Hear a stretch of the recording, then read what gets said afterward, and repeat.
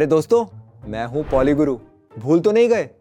अच्छा ये बताओ, कहीं आप भी पूरे घर का लोड कैलकुलेट करते टाइम कंफ्यूज तो नहीं हो जाते? चलो आज मैं आपको एकदम सिंपल तरीके से बताता हूं कि कैसे इलेक्ट्रिकल लोड कैलकुलेट करते हैं। सबसे पहले घर के सारे इलेक्ट्रिकल आइटम्स को लिख लो। Fan, light, fridge, TV, AC, mixer. अब हर डिवाइस के पीछे लिखा होता है वॉटेज। वॉट मतलब उसका पावर कंजम्पशन।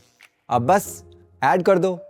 चलो एक एग्जांपल ले लेते हैं। Fan 80 watt, tubelight 30 watt, TV 105 watt, fridge 375 watt, iron 1000 watt, तो इसका टोटल होता है 1590 वॉट।